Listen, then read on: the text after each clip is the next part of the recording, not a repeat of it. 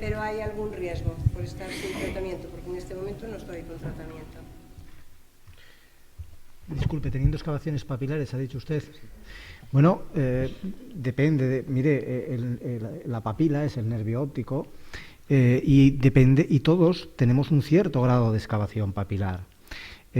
A partir de un determinado porcentaje de excavación papilar, el tener tensiones altas es un riesgo.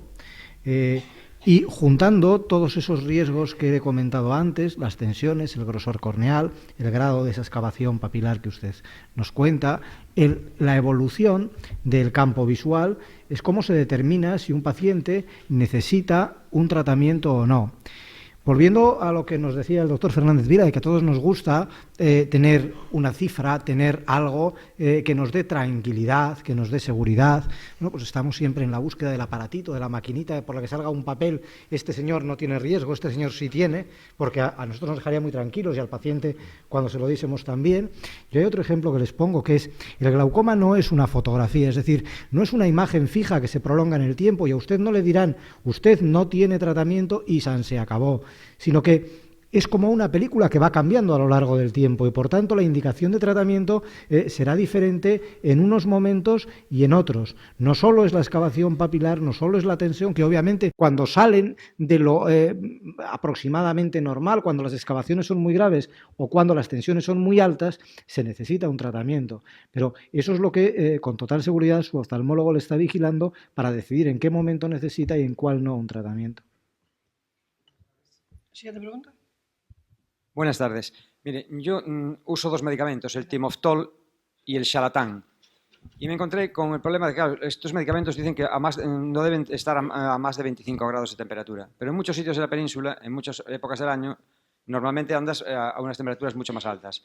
Entonces, ¿hay algún tipo de medicamentos para el glaucoma que no estén sometidos que no tengan ese límite tan bajo de temperatura y que pueda usarse normalmente, llevarlo en el bolsillo sin el miedo a que se degraden?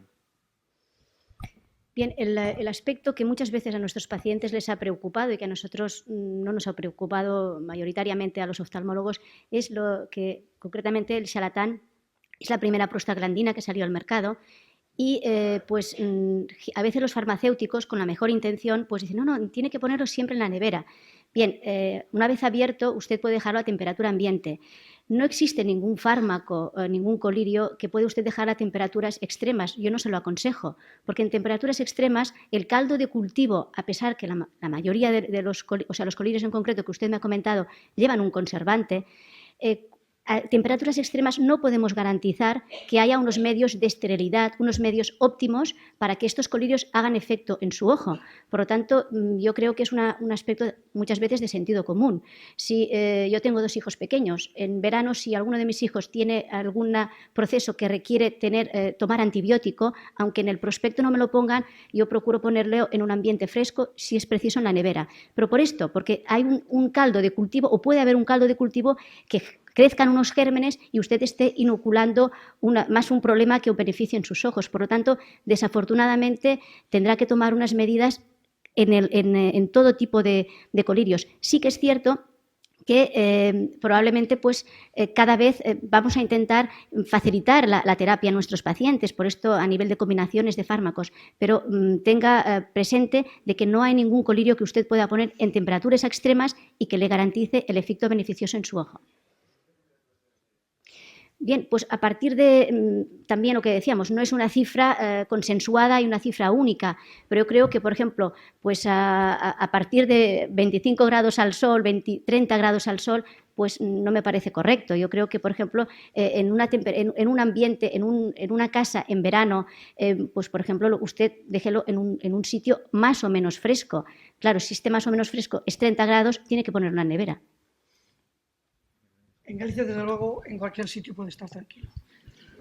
No tenemos el problema. Y el problema sería, siempre se pone como ejemplo, y no es, por ejemplo, dejarlo en un coche al sol, ¿no? Pero, hombre, tampoco pienso coger el colirio y dejarlo atrás con el torero allí en el coche. Sí, sí. Vamos a ver, para uno de los colirios para los que más se ha preconizado la influencia de la temperatura, se hizo un estudio cogiendo una partida de esos colirios, valorando el grado de eficacia que tenían y se tomó esa partida, se atravesó todo Estados Unidos, se llevaron a zonas con temperaturas extremadamente bajas, se llevaron a uno de los desiertos más secos del mundo, que es el de Mojave, y donde estuvo el transporte en el que iban detenido 24 horas, y con posterioridad a eso se volvió a analizar. A pesar de todo ello, había habido una ligera disminución en la efectividad de ese colirio, pero no era significativa, es decir, seguía siendo un colirio que reunía las expectativas que esperaba el médico que le había prescrito. No debe tener esa preocupación. Mi pregunta es si un nótico está autorizado a diagnosticar el glaucoma.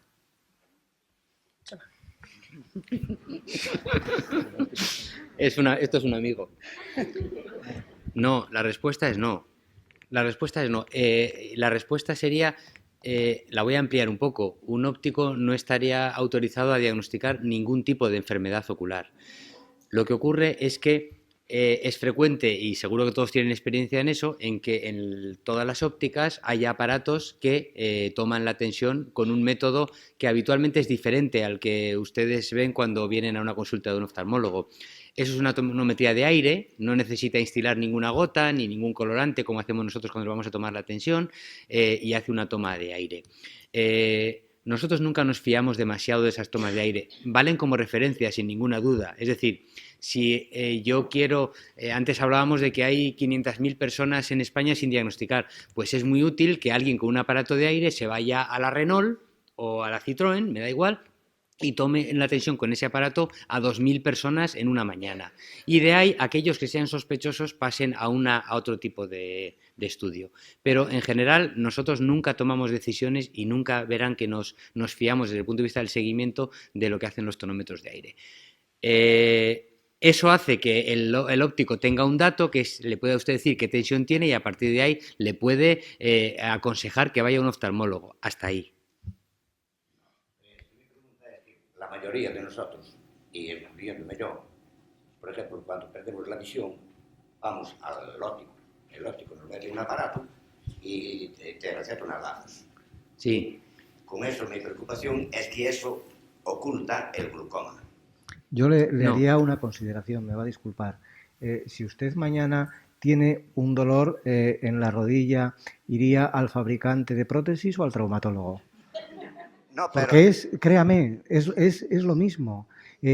Usted, si va, no usted, entiéndame, cualquier persona que acuda a una óptica en busca de consejo médico está equivocando el tiro, porque allí no hay ningún médico que le aconseje.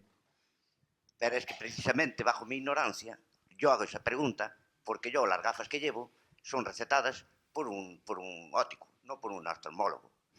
Y como yo hago esta pregunta porque es una inmensa mayoría de ciudadanos, por eso yo mi pregunta era en base a de que si un óptico estaba capacitado para diagnosticar el glaucoma. No, pero como le dice el doctor Urcelay, el óptico cumple una misión importante también, porque como usted dice, mucha gente va por la calle, veo mal, entra en una óptica y el óptico tomará su tensión ocular con ese aparato que, bueno, no es fiable, pero sin duda lo es más que no habrérsela tomado, y le dirá, tiene usted la tensión un poco alta. Unas veces sí, otras veces no, pero le mandará donde un oftalmólogo, y ese es el papel importantísimo que juegan las ópticas. Pero yo, y aquí voy a disentir. Voy a disentir porque si vas con si alguien te dice con un aparato que tú no sabes su grado de fiabilidad, vas, te da el aparato y te dice, tiene usted 17, esto está bien. La generación, lo que a ti te crea es una falsa sensación de seguridad. Como no notas defecto visual, tú ves bien, no notas el defecto del campo visual, pueden pasar mucho tiempo hasta que alguien te diagnostique. El problema, incluso, ya no es de ópticos. Yo voy más arriba. Decíamos antes, el glaucoma tiene 3 patas. La presión, el nervio y el campo. Pues ninguno de ellos es fácil de mirar. La presión, nunca hay, decíamos que no hay números mágicos. Hombre, si una persona tiene 40, pues bueno, pues ya... Pero 22, 23, 18, 19, 17, es difícil de valorar. El nervio óptico, cada persona nacemos con un nervio óptico diferente. Lo que se llama la excavación es muy diferente. Es decir, imagínense que todos nacemos, siempre pongo el mismo ejemplo, con un florero. Y ese florero tiene 100 flores. Pues unos nacemos con un florero de boca estrecha y todas las flores están pegaditas. Hay otros que tienen un florero con una boca media y las flores, los nervios y la excavación es más grande. Y hay gente que nace con un nervio óptico con una gran excavación. Es un enorme florero, están las mismas flores, pero el espacio que queda es muy amplio. Solo diciendo cuánto tiene de espacio en el medio, dice si tiene glaucoma o no. Por último, el campo visual. Muchas veces el primer campo visual, el segundo, el tercero, hay que desecharlos. Hay lo que se llama efecto aprendizaje. A medida que manejas mejor, que dominas mejor la maquinita, haces mejor los campos. Entonces, si nosotros, con todos los medios, haciendo toma de presión con tonómetro, viendo la papila, haciendo fotos de papila, haciendo campos visuales con perimetría computerizada, con todo eso, tenemos dudas, imagínese usted con un aparato que da una medida que no sabemos qué es lo que nos está dando.